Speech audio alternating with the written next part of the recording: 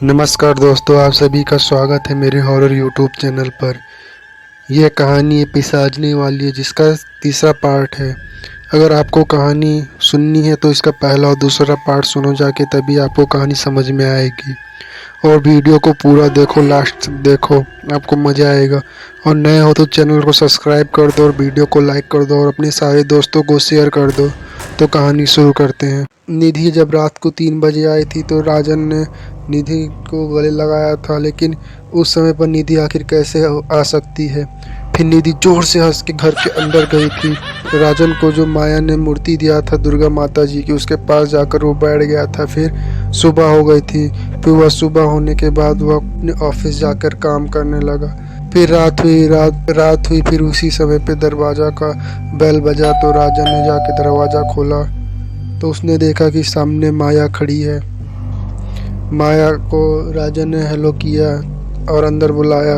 अंदर बुलाने के बाद माया अंदर बैठी और उसके करीब आने की कोशिश कर रही थी कि तभी दरवाजे की बेल बजी, टिंग टोंग। फिर दरवाजे पर जब राजन गया तो राजन देखता है कि सामने माया खड़ी है। यह सब देख के राजन के पैरों के तले जमीन खिसक जाता है। वह सोचता है ये कैसे हो सकता है, माया तो अंदर भी है, तो ये कौन है। माया जो बाहर माया खड़ी हो बोलती है, राजन। राजन क्या हो गया। राजन को कुछ सुनाई नहीं दे रहा है। जैसा लग रहा था राजन शून्य हो गया है। राजन को माया बुला रही है, राजन राजन। राजन मन ही मन सोच रहा था माया तो अंदर थी। माया मन अंदर है तो यह कौन है। यह भी माया है तो वह कौन थी। माया अभी भी दरवाजे पर कैसी खड़ी हो सकती है। राजन राजन। माया ऐसे बार बार बुलाने पर राजन होश में आया। राजन को ऐसा महसूस हुआ जैसे कि उसे किसी ने खींचकर तमाचा मारकर होश में लाया है। जी माया। राजन फुर्ती के साथ पीछे पलटता है देखने के लिए कि जो पीछे है वह कौन है, पर वहाँ कोई नहीं था। यह कैसे हो सकता है। यही तो थी अभी माया मेरे इतने करीब थी कि मैंने उन्हें महसूस किया, पर अब वहाँ कोई नहीं है। राजन अपने मन के ही विचारों में उलझा जा रहा था। यह क्या हो रहा है। माया सच में थी या मुझे वहम हुआ, और वह भी हुआ तो क्यों, और मेरे ख्यालों में माया क्यों आई, निधि क्यों नहीं आई। राजन ने सोचा कि माया से कुछ बोलने से पहले एक बार पलट कर देख ले, पर उसकी आंखों के सामने जो कुछ भी हो रहा था उसे यकीन नहीं हो रहा था। राजन, मैं यह देखने आई थी कि आप मेरी कही हुई बात को कितना गौर से समझ रहे हैं, पर मैंने देखा कि आप बिल्कुल भी गंभीर नहीं हैं मेरी बात को लेकर। खैर, आपको एक माता जी की मूर्ति दी थी, मैंने रख ली है ना। हाँ माया, मैंने माता दुर्गा जी की मूर्ति रख लिया है, वहीं टेबल पर रखी है। ऐसा कहते हुए राजन टेबल की ओर पलटने लगा और राजन ने पलट कर देखा, वहाँ कोई मूर्ति नहीं थी। राजन, वहाँ तो कोई मूर्ति नहीं है। ऐसा कैसे हो सकता है, मैंने मूर्ति वहीं तो रखी थी, आखिर मूर्ति कहाँ चली गई। कोई बात नहीं मिस्टर राजन, आपने जल्दबाजी में घर में कहीं रख दी होगी, आप भूल गए होंगे। खैर, कल आपकी पत्नी और आपकी माँ आ रही है ना। राजन, जी माया, कल मेरी माँ और मेरी पत्नी निधि आ रही है। ठीक है राजन, मैं चलती हूँ। माया वहाँ से चली गई। माया तो चली गई, पर बहुत सारी पहेलियाँ छोड़कर चली गई। राजन अभी भी उन्हीं में उलझा हुआ था। अभी भी वह खुद से ही सवाल करे जा रहा था, और जितना सवाल करता हुआ उतना ही उलझ में जा रहा था। उसके मन में ऐसे सवाल उठ रहे थे जिनके उसके पास कोई जवाब नहीं था। माया अगर बाहर थी तो अंदर कौन था, और अगर माया अंदर थी तो बाहर कौन खड़ा था। क्या मैं माया जी के बारे में बहुत ज़्यादा सोच रहा हूँ। क्या उनके यहाँ ना होते हुए भी मैंने उन्हें महसूस किया। यह सब बहुत गलत है। मैं एक शादीशुदा आदमी हूँ, और वो भी मुझे उनके बारे में नहीं सोचना चाहिए। वह एक शादीशुदा परिवार की महिला है। माया ने मुझे माता जी की मूर्ति दी थी। मूर्ति कहाँ चली गई? मैंने तो मूर्ति वहीं टेबल पर रखी थी। दरवाजे की घंटी फिर से बजी, टिंग टॉन्ग। राजन ने दरवाज़ा खोला तो दरवाजे पर पीहू खड़ी थी। पीहू, इतनी रात रात गए तुम यहाँ क्या कर रही हो? अंकल, मैंने आपको बहुत ज़रूरी बात बताने आई हूँ। यह जो माया आंटी है ना, जो अभी आपके घर आई थी, ये थोड़ा दूर रहा करिए। यह आप और हमारे जैसी नहीं है। पीहू की बात सुनकर राजन हैरान हो गया और हैरानी से पीहू को देखने लगा। उससे पूछा, माया जैसी नहीं है इससे क्या मतलब? अंकल, माँ कहती है ना कि माया आंटी किसी और दुनिया की हैं, किसी और दुनिया से आई हैं, इसीलिए इनसे थोड़ा बच के रहा करिए। राजन ने पीहू की बात को गंभीरता से नहीं लिया। राजन मन ही मन सोचने लगा कि बच्ची है, माँ ने कुछ भी कह दिया और यह अपनी माँ की विश्वास करती है। पीहू का दिल रखने के लिए राजन ने यूं ही कह दिया, ठीक है बेटा, तुमने जो कहा मैं ध्यान रखूंगा। थैंक यू बेटा, पर इतना रात गए तुम घर से बाहर मत निकला करो, अपना ध्यान रखो। पीहू मुस्कुराते हुए अपने घर की तरफ चली गई। सोचते सोचते काफ़ी टाइम भी हो गया और राजन का सर चकराने लगा। राजन ने सोचा कि कल माँ और निधि दोनों लेने जाना है, आराम भी जरूरी है, इसलिए राजन सोने लगा। राजन गहरी नींद में चला गया था। राजन के बगल में माया लेटी हुई थी।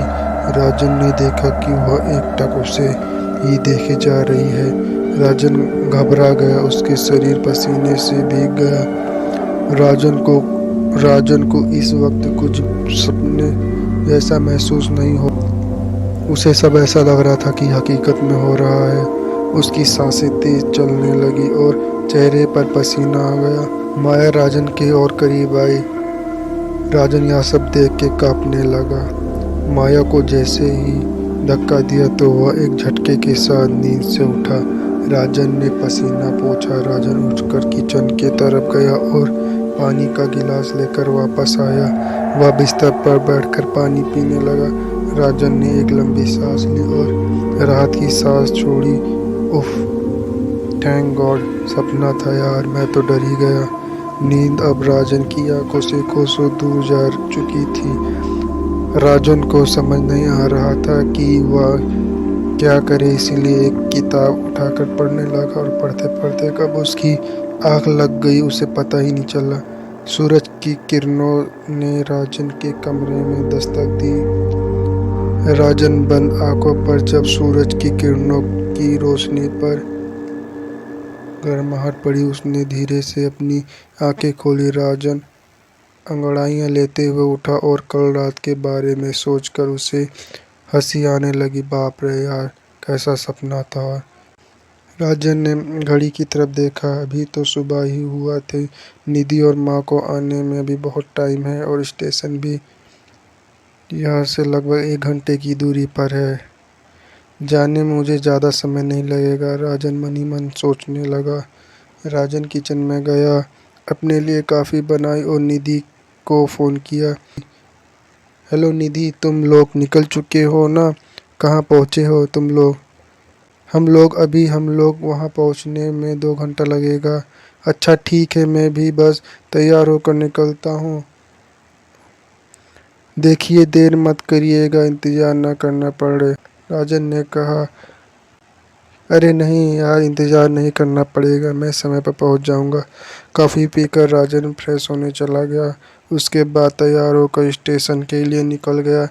राजन रेलवे स्टेशन पर पहुंच चुका था। निधि की ट्रेन को आने में भी बस 20 मिनट थे। राजन वहीं बेंच पर बैठे बैठे इंतज़ार करने लगा। राजन के बगल में एक बुज़ुर्ग अंकल बैठे थे। तो जिस समय क्या हो रहा है? तुसी इत्थे नए नए आए हो कि? राजन, हाँ हाँ हाँ जी अंकल जी, मैं यहाँ नया नया शिफ्ट हुआ हूँ। लगभग 1 महीने हो गया मुझे यहाँ रहते हुए। अंकल जी, किस जगह शिफ्ट हुए हो पुत्र जी? इस शहर में अंकल जी, कांगड़ा में। बढ़िया है, कौन से मोहल्ले में रहते हो? राजन ने हैरान होते हुए उस बुजुर्ग के जवाब दिया, नीरपुर। राजन से थोड़ा दूर हटकर बैठे उन्होंने एक फीकी सी मुस्कुराहट दे दी। राजन को यह सब बहुत अजीब लगा। अंकल अभी तो मुझसे बात कर रहे थे, अभी अचानक ही वह दूर हटकर बैठ गए। इतने में ही निधि की ट्रेन भी वहां पहुंच गई। राजन ने इस बात को ज़्यादा ध्यान नहीं दिया। ट्रेन आ चुकी थी तो राजन ट्रेन की तरफ आने फनान में भागने लगा। राजन बोगी यात्री के आगे खड़ा था जिसमें निधि और उसकी माँ आ रहे थे।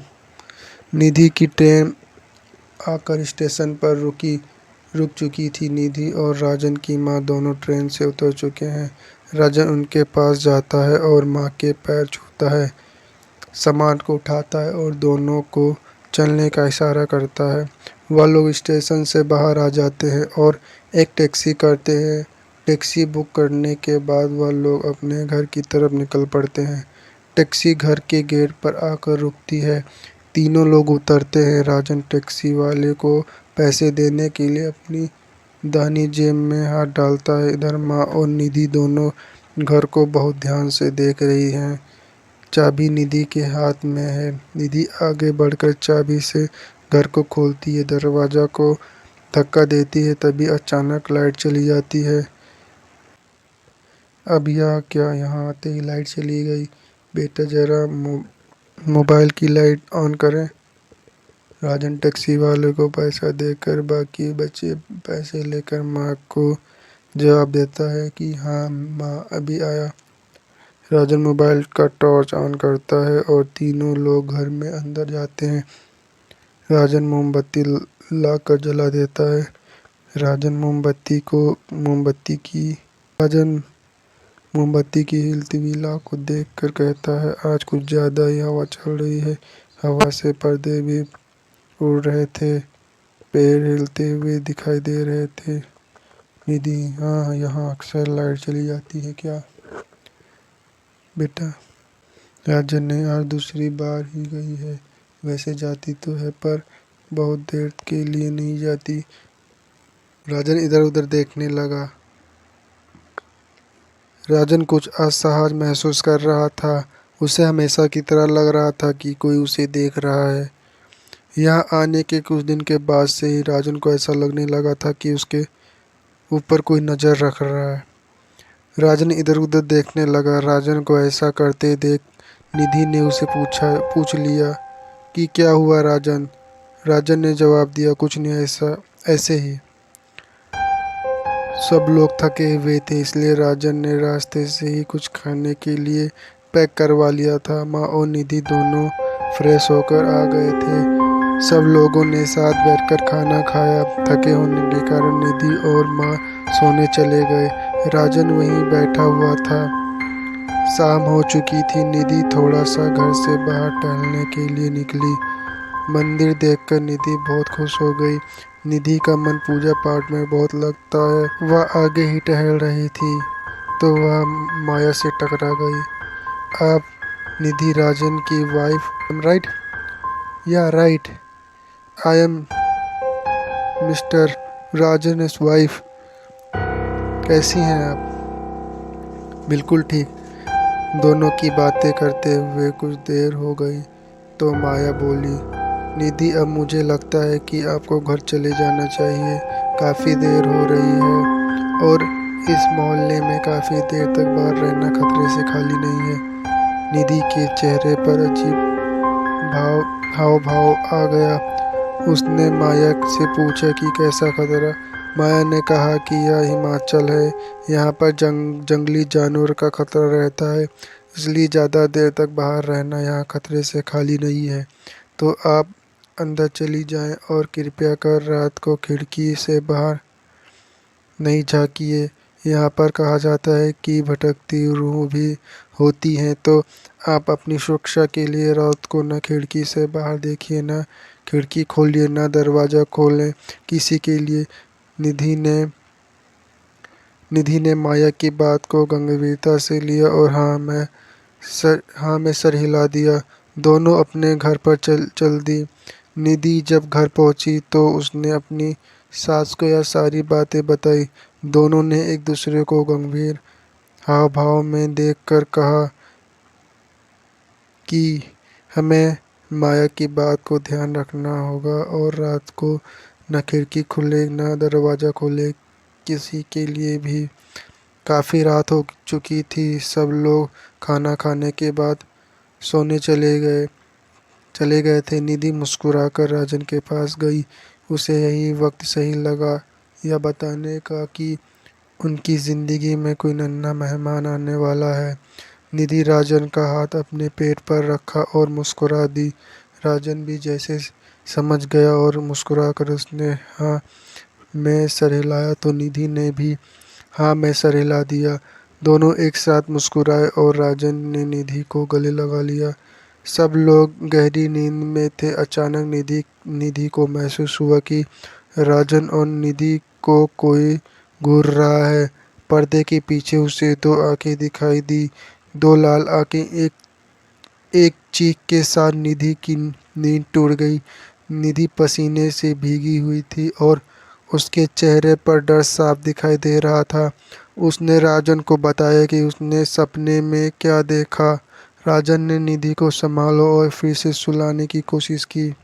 राजन को क्यों हमेशा यह महसूस होता था कि उसके आसपास कोई है जिस पर नज़र बनाई हुई है। अगर आपको जानना है तो इसके मिलते हैं 4th पार्ट में। तो कहानी में बने रहें और पूरी कहानी सुने और वीडियो को लाइक करके सब्सक्राइब करके अपने सभी दोस्तों को शेयर कर दिया करो। मिलते हैं इसके नेक्स्ट पार्ट में।